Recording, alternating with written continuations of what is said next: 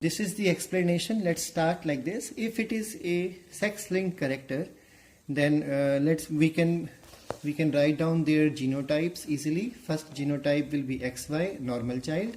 First is a normal child. Second is carrying the character. Third is a normal female. Fourth is a disease carrying female.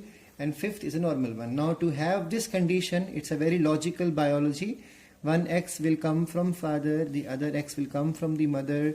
But the question says that father is not showing symptom. So if the father does not show symptom, that means this is not a sex-linked character. So the only possibility left is the case 1 now.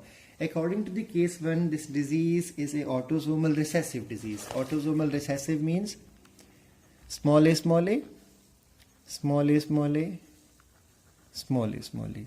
Now to get a small a and a small a, that means 1A from father, 1A from mother.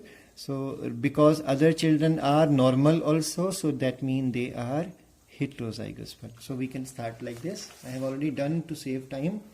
Capital A small a, capital A small a. Now this combination can give rise to capital A or capital A small a normal individual, because whether this is this way or this way can only be done if this person goes for marriage. After marriage, when kids are born, then you can make out whether it is homozygous or whether it is heterozygous. Now the next child is small a, small a.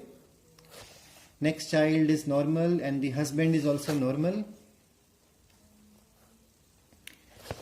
Then the next person is small a, small a. So this is the way you can easily perform pedigree analysis. So the answer will come out to be autosomal recessive character, and this is correct also because phenylketonuria is controlled by the 12th chromosome. Phenylketonuria we have already covered in the pleiotropy concept also, where a single enzyme was missing, phenylalanine hydroxylase enzyme, because of which skin pigmentation is absent, because of which hair pigmentation is absent, and because of which mental retardation occurred. Please keep revising your back topics. Now let's come to another pedigree. The question is, in the given pedigree, this given pedigree is of a rare trait of hypertrichy. Now what is hypertrichy? When a large number of hair develop on the body, or you can say the best example to search for it is a large number of hair will grow in the ear. So ears will start having, like you must have seen, there are many grandparents in villages and all, and they have long black hair coming out from their ear lobes. So that is called as hypertrichy. So it's a character which is basically controlled by Y chromosome. I'm giving you the explanation now. This question came in AIMS 2009.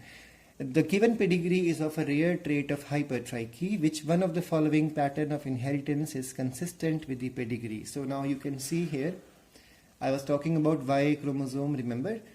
All the males in every generation have the character. That means this character is not autosomal recessive. This character is not X-linked character. This character is not autosomal dominant. This character is Y-linked type of character, because all the males, because reason is that all the males and only males are showing this character. So this is a Y-linked type of